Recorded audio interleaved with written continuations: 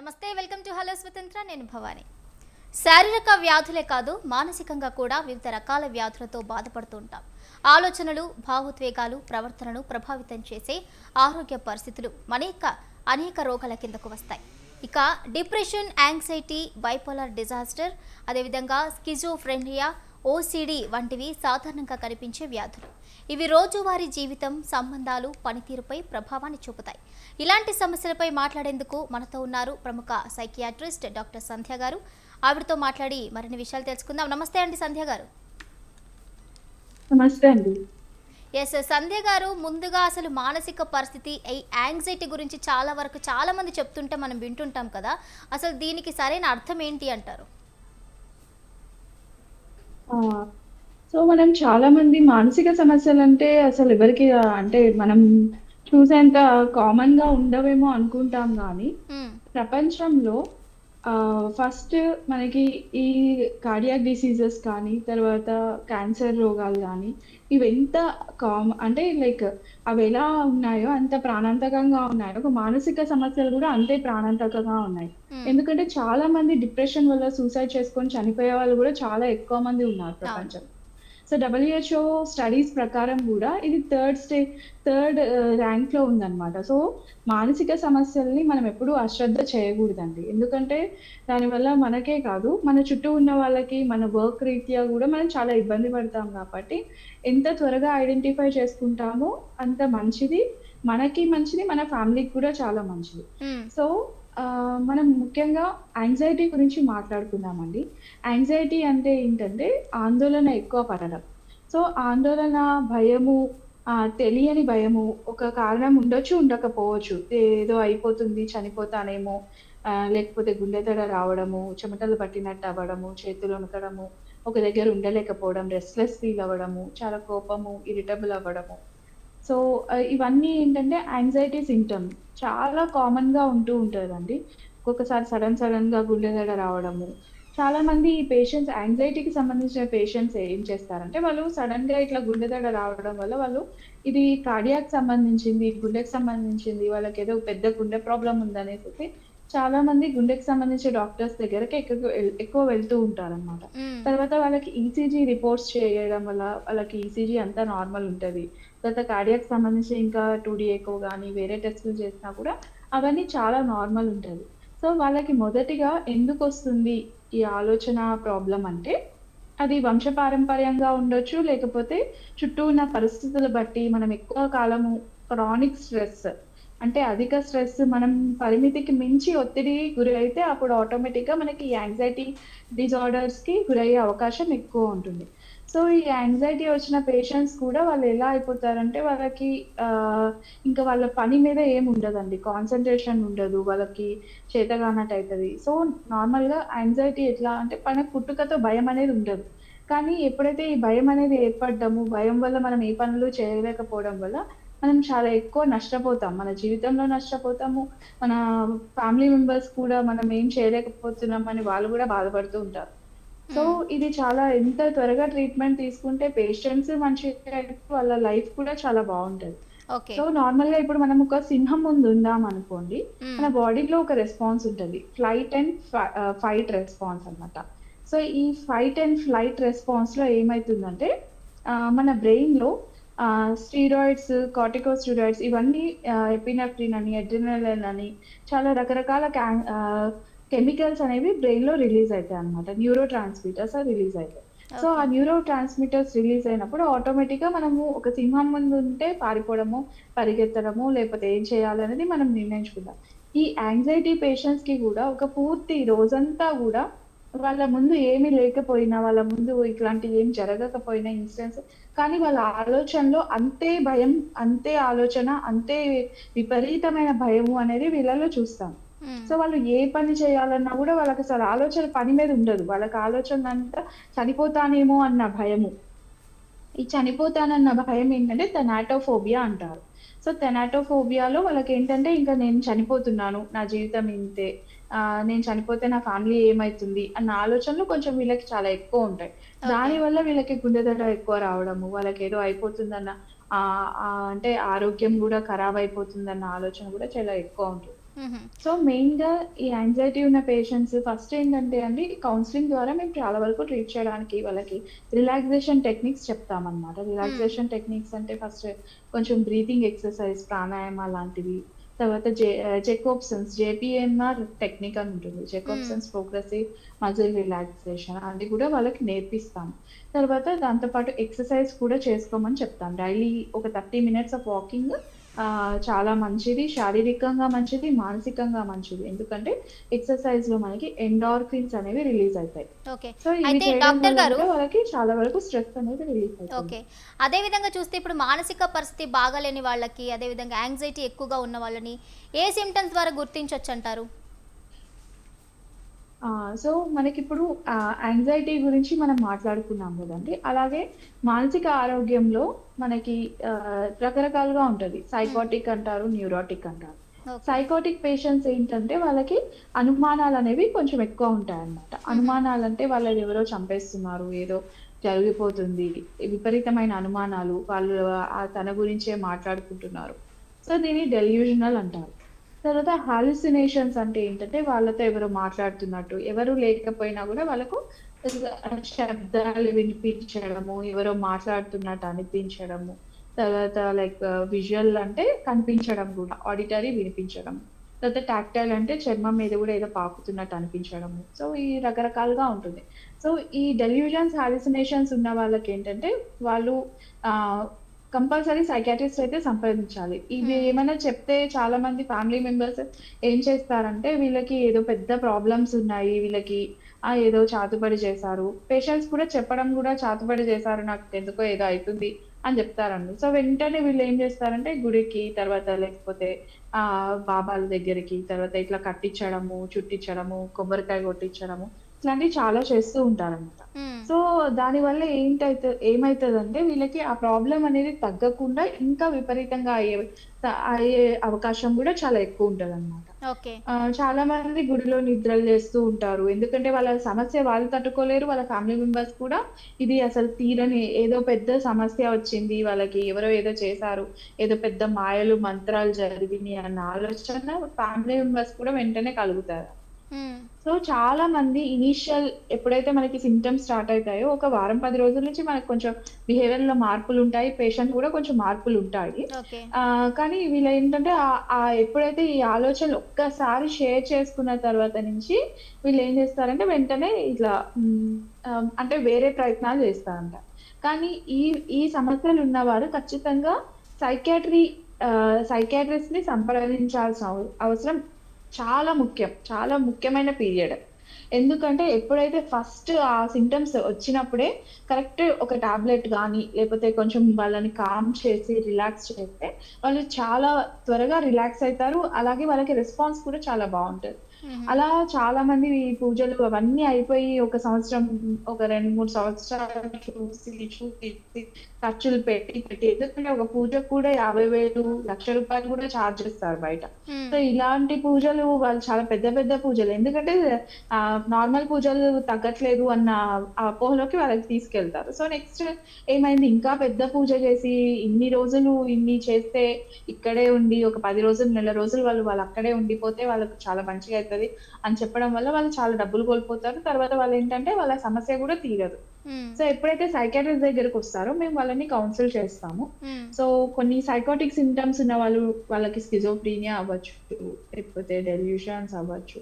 లేకపోతే వాళ్ళకి ఒక డిప్రెషన్ చాలా ఎక్కువ తీవ్రమైన డిప్రెషన్‌కి గురయ్యి తర్వాత వాళ్ళకి సైకియాట్రీ సింప్టమ్స్ రావడం అనేది గూడా జరుగుతూ ఉంటది. హుహు. సో, ఇవి చాలా ఈజీగా ట్రీటబుల్ చేసుకునేవి. చాలా ఎంత అంటే మనకి మెడికేషన్స్‌కి చాలా మంచి రెస్పాన్స్ ఒస్తది. మెడికేషన్స్ అంటే మనం చాలా మంది భయపడుతూ ఉంటారు. హ్మ్. సైకియాట్రీ టాబ్లెట్స్ వాడితే మీరు లైఫ్ లాంగ్ వాడాలి అంటే. అన్ని సమస్యలకి లైఫ్ లాంగ్ ఏమి ఉండదు. దాంట్లో కొన్ని మాత్రమే. ఓన్లీ అంటే స్కిజోఫ్రీనియా అనేది గూడా ఒక అంటే స్కిజోఫ్రీనియా అంటే ఏంటంటే వాళ్ళకి కెమికల్స్ అనేవి చాలా తగ్గిపోయి ఉంటాయన్నమాట. డోపమైన్ అని, సెరోటోనిన్ అని ఇవన్నీ తగ్గిపోయి ఉంటాయి. హ్మ్. అలాంటి పేషెంట్స్‌కి మాత్రమే మేము చెప్తాం.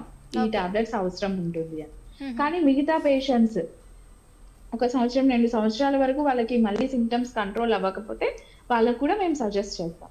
ఓకే. కానీ మిగతా పేషెంట్స్ ఎవరైతే ఈ యాంగ్జైటీ అనేది చాలా అంటే న్యూరాటిక్ అన్నమాట. సైకోటిక్ తర్వాత నెక్స్ట్ న్యూరాటిక్. హ్మ్. న్యూరాటిక్‌లో ఏంటంటే వాళ్ళకి భయము, ఆందోళన లేకపోతే దిగులు, కోపము ఇలాంటియన్నీ ఉంటాయన్నమాట. సో, న్యూరాటిక్ వాళ్ళకి అర్థమైతది. నాకెందుకో భయమైతుంది. ఎందుకు భయమైతుందో గూడా వాళ్ళు చెప్తా ఉంటారు. ఈ కారణాలున్నాయి. అప్పుల సమస్య ఉంది. ఎగ్జామ్స్ ఒస్తున్నాయి. లేకపోతే ఫ్యామిలీ ఇష్యూస్ ఉన్నాయి. దీనివల్ల నేను బాధపడుతున్నానని గూడా వాళ్ళు చెప్తారన్నమాట. సో, హ్మ్. ఈ న్యూరాటిక్స్ ఏంటంటే చాలా మంచిగా ట్రీట్ అయితారు. చాలా బాగా ఫంక్షనింగ్ ఉంటుంది. వాళ్ళకి రెస్పాన్స్ గూడా ఎక్కువ నెలలు గూడా అవసరం ఉండదు. ఒక 2, 3 నెలల్లోనే వాళ్ళకి మంచి పూర్తిగా కంట్రోల్ అయిపోతారు. చాలా హ్యాపీగా లైఫ్ కూడా లీడ్ చేసుకుంటారు. So, okay. మనకి మానసిక సమస్యలు రకరకాలుగా ఉంటాయి. దీంట్లో హ్మ్. సైకోటిక్ ఉన్న పేషెంట్స్‌కైతే మేము చెప్తాం. వాళ్ళు గూడా పేషెంట్స్ కూడా ఫ్యామిలీ మెంబర్స్ కూడా చెప్తారు వీళ్ళకి. హ్మ్. ఇలాంటి ఆలోచనలొస్తున్నాయి, బయటికెళ్ళట్లేదు, ఇట్లాంటి ఎవరో ఏదో చేశారన్న ఆలోచనలు ఎక్కువున్నాయంటే, వాళ్ళకి మాత్రం మేము ఖచ్చితంగా కంపల్సరీ మెడికేషన్స్ వాడాలని అని చెప్తాం. హ్మ్. లేదు ఇట్లాంటి జస్ట్ నార్మల్ సమస్యలు కొంచెం భయము, ఆందోళన, బాధ ఇవే ఎక్కువున్నాయంటే చెప్తామనమాట. ఒక 2, 3 నెలలు కరెక్ట్‌గా వాడండి. తర్వాత 6 నెలల కోర్స్ ఫినిష్ అయిపోతుంది మీకు. అవసరం హ్మ్. లేదు జీవితాంతం అసలు అవసరమే ఉండదు గోళీలు హ్మ్. వాడడం. తర్వాత ఈ టాబ్లెట్స్‌కి సైడ్ ఎఫెక్ట్స్ ఉంటాయా అనేసి గూడా చాలా మంది అడుగుతూ అవును. ఉంటారు. సైడ్ ఎఫెక్ట్స్ అంటే అండి చాలా మినిమల్‌గా ఉంటది. మానసిక గోళీలు గూడా కొన్ని వెయిట్ గెయిన్ ఉంటది. వెయిట్ గెయిన్ అంటే లైక్ బరువు పెరిగే అవకాశం ఉంటది కానీ, మిగతా టాబ్లెట్స్ బరువు పెరగకుండా ఆలోచనలు కంట్రోల్ అయ్యే గోళీలు గూడా ఉంటాయి. హ్మ్. సో, మనం ఇప్పుడు ఏజ్ ప్రకారము, వాళ్ళ సమస్య ప్రకారము, తర్వాత వాళ్ళకి ఉన్న పరిస్థితులు, ఫ్యామిలీ హిస్టరీ బట్టి, వాళ్ళ సమస్య అంటే డిసీజ్ బట్టి గూడా మనం మెడికేషన్స్ అనేవి ప్రిస్క్రైబ్ చేయడం జరుగుతుంది. So, okay. చాలా మంది ఒక సమస్య చెప్పుకోవాలన్నా గూడా ఎంతో ఆలోచిస్తూ ఉంటారు. ఒక మానసిక సమస్య ఉంటే అదేదో క్యాన్సరో, అల్సరో లాగా ఫీల్ అయితారు.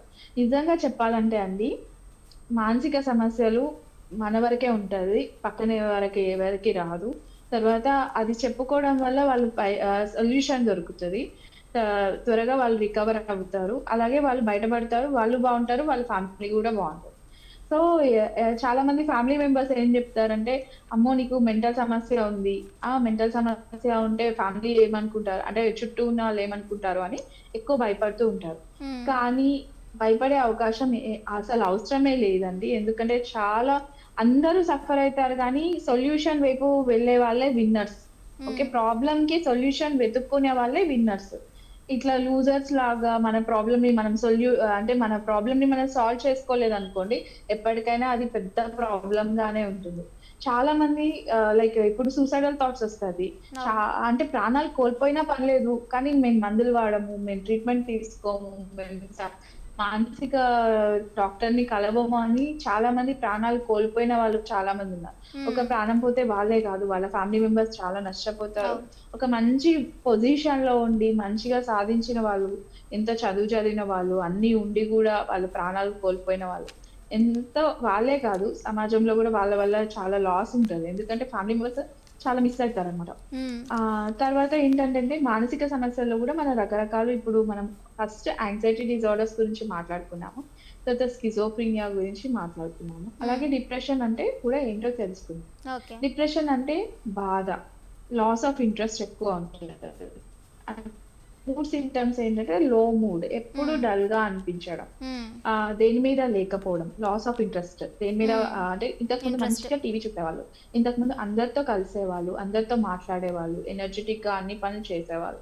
కానీ ఈ మధ్యలో తను సరిగ్గా ఉండట్లేదు. సరిగ్గా మాట్లాడట్లేదు. ఆ అబ్బాయి ఎవరితో అంతగా ఇంటరాక్ట్ అవ్వట్లేదు. అంటే డిక్రీజ్ సోషల్ ఇంటరాక్షన్ కూడా ఉంటుంది. హ్మ్. అలాగే డిక్రీజ్డ్ ఎనర్జీ లెవెల్స్. అంటే ఆహ్, మంచి ఎనర్జీ అంటే లైక్ మంచి ఎనర్జిటిక్‌గా పని జేసుకోవడము, హ్యాపీగా అన్నీ చేసుకోవడం, బయటికెళ్ళడం అన్నీ చేసుకునే వాళ్ళు గూడా తర్వాత నుంచి నాకు చేత గావట్లేదు, నాకు నీరసంగా అనిపిస్తుంది. అంటే వాళ్ళకి అన్ని రిపోర్ట్స్ నార్మల్‌గా ఉంటాయి. కానీ వాళ్ళకేంటంటే మానసికంగా వాళ్ళ శక్తి అనేది సరిపోదు. సో, ఇది ఈ 3 ఫీచర్స్ ఫస్ట్ 3 ఫీచర్స్ ఉంటే వాళ్ళకి కంపల్సరీ డిప్రెషన్ ఉన్నట్టు. ఓకే. తర్వాత దానితో పాటు వాళ్ళకి నిద్ర లేకపోవడము, హోప్‌లెస్‌నెస్ ఫ్యూచర్ మీద ఏం ఆలోచనలు లేకపోవడం, నెగెటివ్ ఆలోచనలుండడం, వర్త్‌లెస్‌నెస్ వారు ఎందుకు పనికిరారు, ఇట్లాంటి ఆలోచనలు గూడా కలగడం అనేదే డిప్రెషన్ అన్నమాట. హ్మ్. తర్వాత దాంతో పాటు నిద్ర ఇబ్బంది పడతారు. తర్వాత ఆకలి గూడా సరిగ్గా ఉండదు. కొంతమందికి ఎక్కువైతుంది. కొంతమందికి తక్కువైతది. ఓకే. సో, అదే విధంగా ఇలాంటి ఇప్పుడు సమస్యలతో బాధపడే అవును. వాళ్ళని హ్మ్. డిప్రెషన్‌కి గురి అయితున్నారు అని అంటారు. యెస్. అదే విధంగా మరి బైపోలార్ డిజార్డర్ అని కూడా వింటూ ఉంటాం కదా! అంటే ఇదేంటి బైపోలార్ డిజార్డర్ అంటే ఏంటి? దీని సింప్టమ్స్ ఏ విధంగా ఉంటాయి? ఆ! చాలా మంచి క్వెషన్ రైట్ టైమ్‌కి అడిగారండి. సో, ఇప్పుడు డిప్రెషన్ గురించి తెలుసుకున్నాం గదా!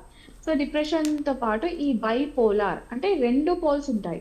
సో, ఒకటి సంతోషం ఎలాగో దుఃఖం అలాగే అన్నమాట. ఇప్పుడు మనం దుఃఖం ఉన్నప్పుడు డిప్రెషన్ ఉంటది. అలాగే సంతోషం ఉన్నప్పుడు వాళ్ళకి మేనియా అనే ఫీచర్ ఉంటుంది. మేనియా అంటే కండిషన్ ఏంటంటే వాళ్ళకి చాలా ఎక్స్‌ట్రా ఎనర్జీ లెవెల్స్ ఉంటాయి. అసలు నిద్ర పట్టదు. వాళ్ళకి చాలా ఏదేదో పనులు చేసేయడం, ఏదేదో గొప్ప గొప్పగా మాట్లాడడం.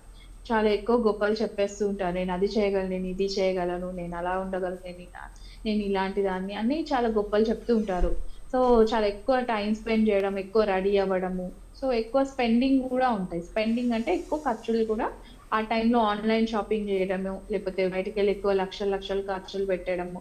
అంటే లక్షలనే గాదు, విపరీతమైన ఆర్డర్స్, విపరీతమైన ఖర్చులు పెట్టేయడము. సో, ఇట్లా ఉన్న ఫీచర్స్ అంటే వాళ్ళకి ఆ టైంలో చాలా ఎక్స్‌ట్రా ఎనర్జీ లెవెల్స్ ఉంటాయండి. సో, సో కాన్సంట్రేషన్ అనేది కూడా మనం ఏదైనా చెప్తున్నా గూడా వాళ్ళకి ఓపికుండదు. వినే ఓపికుండదు.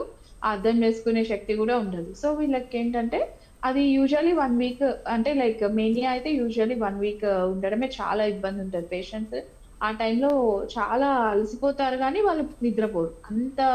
సో, ఈ మేనియా ఫేజ్ గాని, హైపోమేనియా కొంతమందేంటంటే మేనియా అంత విపరీతంగా ఎక్కువ ఎనర్జీ కాకపోయినా గూడా దానికంటే కొంచెం తక్కువ ఎనర్జీ లెవెల్స్‌లో ఉంటారన్నమాట. హైపోమేనియా. సో, ఏదైనా ఫంక్షన్ జరిగినప్పుడు గూడా కొంతమంది చాలా హడావిడి. ఆ టైంలో అసలు నిద్రపోరు. అన్ని పనులు అంతా వాళ్ళే చేసుకుంటూ ఉంటారంట. అంటే అవసరం కంటే మించి వాళ్ళు ఎక్స్‌ట్రా ఎనర్జీ లెవెల్స్ ఉంటూ ఉంటాయి. సో, ఇలా ఉంటే దాన్ని మేనియా అంటారంట. సో, బైపోలార్స్ 2 పోల్స్ ఉంటాయి. హ్మ్. కొంతకాలం డిప్రెషన్ ఉంటుంది. కొంతకాలం వాళ్ళకి మేనియా ఫేజ్‌లో ఉంటుందన్నమాట. ఈ హుహు. 2 పోల్స్ ఉన్నాయి. 2 కండిషన్స్ ఉంటే వాళ్ళని బైపోలార్ అంటారన్నమాట. So, okay. సాధారణంగా బైపోలార్ హిస్టరీ ఉన్న వాళ్ళకేంటంటే ఫ్యామిలీలో ఎవరికైనా ఉంటేనే ఈ మానసిక సమస్యలు యూజువల్లీ ఫ్యామిలీ హిస్టరీ ఉంటే ఖచ్చితంగా వచ్చే అవకాశం చాలా హై ఉంటాయి. హుహు. ఎట్లా అయితే అంటే లైక్ వేరే కండిషన్స్ కూడా అంతే గదండీ. డయాబెటిక్ కూడా ఫ్యామిలీలో డయాబెటిక్స్ ఉంటే వీళ్ళకి వచ్చే అవకాశం గూడా కొంచెం ఎక్కువుంటుంది. So, okay. అలాగే మానసిక సమస్యలు గూడా ఈ కెమికల్ ఇష్యూస్ మెయిన్‌గా హ్మ్. ఏంటంటే బ్రెయిన్‌లో మనకి న్యూరో ట్రాన్స్‌మిటర్స్ అంటాము. హ్మ్. Dopamine, serotonin, glutamate, GABA, epinephrine, okay. Adrenaline ఇవన్నీ ఏంటంటే నారెపినెఫ్రిన్ ఇవన్నీ ఏంటంటే మనకి కెమికల్స్ అన్నమాట. బ్రెయిన్‌లో ఉంటాయి. సెరోటోనిన్ ఇవన్నీ. సో, ఇవెప్పుడైతే వాళ్ళకి అంటే పైకి, కిందకి అయితున్నాయి. కొన్ని డోపమైన్ అనేది చాలా డౌన్ అయితే వాళ్ళకి ఇవి అనుమానాలెక్కువుంటాయి. అలాగే హ్మ్. సెరోటోనిన్ లెవెల్స్ చాలా డౌన్ అయిపోతే గూడా వాళ్ళకి డిప్రెషన్ అనేది వస్తూ ఉంటదన్నమాట. So, okay. మనం ఎప్పుడైనా ఒకటి అర్థం చేసుకోవాల్సింది ఏంటి అంటే, మానసిక సమస్యలు ఉన్నాయి అంటే వాళ్ళకి కెమికల్స్ అనేవి ఇంబాలెన్స్ ఉన్నాయి. కెమికల్స్ అంటే మనకి హార్మోనల్ ఇంబాలెన్స్ వస్తే పీరియడ్స్ ఆగిపోతున్నట్టే ఇట్లాగే కెమికల్స్ బ్రెయిన్‌లో ఎప్పుడైతే డౌన్ అయితాయో, డిస్‌రెగ్యులేట్ అయితాయో, అప్పుడు ఆటోమేటిక్‌గా వాళ్ళకి ఆలోచన రూపంలో బిహేవియరల్ ఇష్యూస్ అంటామన్నమాట. ఓకే. బిహేవియర్ అంటే వాళ్ళు చేసే అంటే వాళ్ళు ఉండే విధానంగా ఉండకుండా నార్మల్‌గా వాళ్ళు అంతకుముందు ఎట్లా ఉన్నారో అలా ఉండకుండా వాళ్ళు విపరీతమైన అంటే ఆలోచనల విషయంలో గాని, కాగ్నిషన్ కాగ్నిషన్ అంటే ఆలోచనలు. హ్మ్. తర్వాత బిహేవియరల్ అంటే ఇప్పుడు మనకి చేసే పనుల్లో గూడా చాలా మార్పులు రావడము. హ్మ్. తర్వాత వాళ్ళకి ఈ యాటిట్యూడ్ గూడా మారుతుందనమాట. సో, ఈ ఏబీసీని మనం ఖచ్చితంగా చూసుకోవాలి. వాళ్ళ అపియరెన్స్ ఎలా ఉంది? వాళ్ళ యాటిట్యూడ్ ఎలా ఉంది? వాళ్ళు ఇంతకు ముందు ఉన్నట్టే ఉన్నారా? లేదా? తర్వాత బిహేవియర్ వాళ్ళెలా మాట్లాడుతున్నారు? ఎలా ప్రవర్తిస్తున్నారు? ఇంతకు ముందులాగే ఉంటున్నారా? లేకపోతే విపరీతమైన బాధల్లో గాని, ఆలోచనల్లో గాని, లేకపోతే వాళ్ళలో ఏదో రకరకాలుగా ఉంటున్నారా? హ్మ్. అనేది మనం ఖచ్చితంగా ఆలోచించాలి. కాగ్నిషన్ వాళ్ళతో మాట్లాడితేనే ఇది అర్థమైతుంది. వాళ్ళు చెప్పే ఆలోచనలెలా ఉంటున్నాయి? వాళ్ళు చెప్పే మాటలెలా ఉంటున్నాయి? ఫ్యూచర్ మీద అంటే ఫ్యూచరిస్టిక్‌గా మాట్లాడుతున్నారా? లేకపోతే ప్రెజెంట్‌లో మనతో ఉన్నట్టే ఉంటున్నారా? లేకపోతే అసలు దేని గురించి ఎక్కువ ఆలోచిస్తున్నారు? ఇదంతా గూడా మనం ఒక అంటే ఎంఎస్‌సి అంటాము. మేము పేషెంట్‌తో మాట్లాడేటప్పుడు వాళ్ళని సైకలాజికల్ ఎగ్జామినేషన్ చేస్తామండి. దాంట్లో మెంటల్ స్టేట్ అనేది వాళ్ళదెలా ఉందో కంప్లీట్‌గా డీటెయిల్డ్‌గా మేము అబ్జర్వ్ చేసి వాళ్ళతో మాట్లాడి మొత్తం అంతా హిస్టరీ తీసుకొని సో వాళ్ళకి ఈ ప్రాబ్లమ్ ఉంది అని. సో, మనం వాళ్ళకి డయాగ్నోసిస్ అనేది జరుగుతుంది. ఓకే సో, డాక్టర్ అలాగే గారు. ఈ ఇప్పుడు మనం సమస్యతో బైపోలార్ గురించి అర్థం చేసుకున్నాం గదండీ! హ్మ్. సో, అలాగే దాంట్లో ఏంటంటే బైపోలార్‌లో గూడా కొంతమందికి సంవత్సరం అంతా రాకపోవచ్చు. ఒక 2, 3 సంవత్సరాలకు ఒకసారి ఎపిసోడ్ రావచ్చు. హ్మ్. సో, అంటే లైక్ ఆ టైంలో మాత్రమే వాళ్ళు కొంచెం ఇబ్బంది పడతారు కాబట్టి, ఖచ్చితంగా వస్తుంది అన్నప్పుడు కొంచెం మెడికేషన్స్ వాడితే చాలా బెటర్ అయిపోతారు. ఓకే. ఈ బైపోలర్ ఉన్న వాళ్ళేంటంటే చాలా మంది మనకు తెలిసిన వాళ్ళే సెలబ్రిటీస్‌లో గూడా చాలా మంది సఫర్ అయ్యే వాళ్ళున్నారు. మానసికంగా సఫర్ అయ్యే వాళ్ళున్నారు. సో, ఇది రాదు, రాకూడదు అన్నదేం లేదు. కానీ వచ్చింది అంటే కొంచెం మంచిగా మందులు వాడుకోవడం వల్ల చాలా మంచి రెస్పాన్స్ కూడా ఉంటుంది. ఓకే. ఎన్ని మంత్స్ యూజ్ చేస్తే బావుంటుంది అనంటారు? సో, ఈ ఏంటంటే అండి మనకి డిసీజ్ బట్టి ఉంటది మెడికేషన్స్. నేను చెప్పినట్టు స్కిజోఫ్రీనియా గాని, ఈ సైకోటిక్ సింప్టమ్స్ ఉన్న వాళ్ళకైతే కొంచెం లైఫ్ లాంగ్ అవసరం ఉంటుంది. హ్మ్. మిగతావి యాంగ్జైటీ, తర్వాత డిప్రెషన్, తర్వాత బైపోలార్ ఇవన్నీ కూడా చాలా టెంపరరీ ఉంటుంది. తర్వాత మనం ఓసీడీ గురించి కూడా మాట్లాడుకుందాం. ఓసీడీ అంటే ఇప్పుడు మనకి ఈ న్యూరోటిక్‌లో ఉన్నవి ఒక 3-6 మంత్స్‌లోనే చాలా మంచి రెస్పాన్స్ ఉంటది. హ్మ్. సో, దాంతో పాటు ఓసీడీ అంటే ఏంటి అనేది గూడా చాలా మందికి ఈ నంబర్స్ ఓసీడీ గూడా ఉంటది. మనం ఈ రీసెంట్‌లీ ఒక మూవీ చూసాం. దాంట్లో నంబర్స్ విపరీతమైన ఇట్లా ఇలాగే ఉండాలి. వాస్తు ఇవన్నీ ఫిక్స్‌డ్‌గా పర్ఫెక్షనిజం. సో, దాని ప్రకారం గూడా ఉంటూ ఉంటారు. సో, ఒకటే ఆలోచన పదే, పదే, పదే, పదే వస్తుంది అంటే దాన్ని అబ్సెషన్ అంటాము. హ్మ్. అబ్సెషన్‌లో ఏంటంటే వాళ్ళకి ఆలోచన అనేది విపరీతంగా ఉంటది. హ్మ్. అంటే ఒకటే ఆలోచన ఉంటుంది. సో, ఇప్పుడు కరెక్ట్‌గా చెప్పాలంటే క్లీనింగ్ హ్యాండ్స్ అనేది మనకి ఒక ఆలోచన. ఫస్ట్ మనకి బ్రెయిన్‌లో ఒక ఆలోచన అనేది శుభ్రంగా లేదు అని అనిపించతది. లేకపోతే వస్తువు శుభ్రంగా లేదు, ఇల్లు శుభ్రంగా లేదు. ఈ క్లీనింగ్ ఆలోచన అనేది వస్తుందన్నమాట. తర్వాత మనం ఏం చేస్తాము, నార్మల్‌గా ఒకసారి క్లీన్ చేసేస్తాం, వదిలేస్తాం. కానీ అబ్సెషన్‌లో, కంపల్షన్‌లో ఏం చేస్తారంటే పదే, పదే, పదే, పదే గంటలు, గంటలు ఎక్కువ సేపు వాళ్ళు హ్మ్. చేసిన పనే మళ్ళీ, మళ్ళీ చేస్తూ ఉంటారు. క్లీనింగ్, వాషింగ్ తర్వాత చెకింగ్ ఉంటది. గ్యాస్ ఆఫ్ చేశానా లేదా? డోర్ ఏసానా లేదా? లాక్ ఏసానా లేదా? వెళ్లి మళ్ళీ, మళ్ళీ చూసుకుంటూ ఉంటారు. నిద్రపోవడం, వెళ్ళడం, మళ్ళీ ఎళ్లి చూసుకోవడం. ఇలా చెక్ హ్మ్. చేసుకుంటూ ఉంటారంట. అలాగే వాళ్ళకి రకరకాలుగా ఉంటాయన్నమాట. మళ్ళీ వాష్‌రూమ్ వెళ్ళాలన్నా గూడా వాళ్ళకి విపరీతమైన భయము, యాంగ్జైటీ గూడా ఉంటది. హుహు. సో, వాళ్ళకి మళ్ళీ కొంతమందికేంటంటే ఈ బాడీ గూడా మంచిగా లేదు. నాకేదో ముక్కు బాలేదు. బాడీ డిస్మార్ఫిజం అని చాలా రకరకాలుగా ఉంటదన్నమాట. సో, హుహు. దీన్ని ఓసీడీ అంటారు. ఓకే. అబ్సెసివ్ కంపల్సివ్ డిజార్డర్ అన్నమాట. హ్మ్. సో, ఈ ప్రాబ్లమ్ ఉన్న వాళ్ళేంటంటే చాలా ఈజీగా ఐడెంటిఫై చేయొచ్చు. కానీ కొంతమందికేంటంటే ఇప్పుడు పేరెంట్స్‌కి కొంచెం ఓసీడీ ఉందనుకోండి, పిల్లలు గూడా అది నార్మల్‌గానే అనుకుంటారు. హ్మ్. సో, వాళ్ళకి ఇబ్బంది లేదు, వాళ్ళ ఫ్యామిలీకి ఇబ్బంది లేదు, వాళ్ళ జాబ్‌కి ఇబ్బంది లేదన్నంత కాలం ఓకే అండి ఏ డిసీజ్ అయినా. ఓకే. కానీ వాళ్ళకి ఇబ్బందయితుంది, వాళ్ళ స్టడీస్ కూడా చాలా ఇబ్బంది పడుతున్నారు అంటే కంపల్సరీ ఓసీడీ సమస్య అనేది చాలా కామన్‌గా ఉంటది. మెడికేషన్స్ అది మాత్రం మేము సజెస్ట్ చేస్తాం. ఓసీడీకి మాత్రం చెప్తాం. ఎందుకంటే ఇది చాలా మొండి జబ్బు. చాలా మొండి జబ్బు. ఎందుకంటే వాళ్ళకి ఆలోచన అనేదే ప్రాబ్లమ్ ఉంటది. వాళ్ళకి హ్మ్. కూడా సెరోటోనిన్ లెవెల్స్ అనేవి చాలా డిస్టర్బ్ అయితాయి కాబట్టి ఓసీడీకి చెప్తామన్నమాట. హుహు. కంపల్సరీ వాడండి. వాడితే చాలా బెటర్ ఉంటారు. రెస్పాన్స్ మంచిగుంటది. అలాగే మనకి ఇంకా రకరకాలుగా ఉంటది. మనకిప్పుడు ఎలా అయితే మెడికేషన్స్‌తో తర్వాత మనకి థెరపీస్ కూడా ఉంటాయి. ఓకే. ఓసీడీకి అయితే మనము ఈఆర్‌పీ ఎక్స్‌పోజర్ రెస్పాన్సివ్ ప్రివెన్షన్ అంటాము. హ్మ్. ఏదైతే వాళ్ళకి క్లీనింగ్ ఎక్స్‌పోజర్ ప్రాబ్లమ్ ఉంది కాబట్టి కొంచెం డస్ట్ అది. సో, దానికి ఎక్స్‌పోజర్ దానికి చేసి తర్వాత వాళ్ళ రెస్పాన్స్ కూడా మెల్లగా కామ్ చేస్తూ, రిలాక్స్ చేస్తూ హ్మ్. మంచి థెరపీలో చాలా బెటర్ అయితారు. ఓకే. ఇలాంటి అలాగే సమస్యలతో ఆర్‌టీఎంఎస్ అని బాధపడే చాలా వాళ్ళు డిఫరెంట్ ఖచ్చితంగా డిఫరెంట్‌గా మనకి ట్రీట్మెంట్స్ కూడా ఉన్నాయి. హ్మ్. ఓకే. ఇలాంటి సమస్యలతో బాధపడే వాళ్ళు ఖచ్చితంగా సైకియాట్రిస్ట్‌నయితే కూడా కన్సల్ట్ అవ్వాలి అని డాక్టర్ సంధ్య గారు చెప్తున్నారు. థాంక్ యూ డాక్టర్ గారు. చాలా చక్కటి విషయాలు మాకు, మా వ్యూయర్స్‌కి తెలియజేసినందుకు థాంక్ యూ సో మచ్. చూసారు కదండీ! ఇది ఇవాల్టి హలో స్వతంత్ర. మరో టాపిక్‌తో మళ్ళీ కలుద్దాం. అంటిల్ దెన్ కీప్ వాచింగ్ స్వతంత్ర.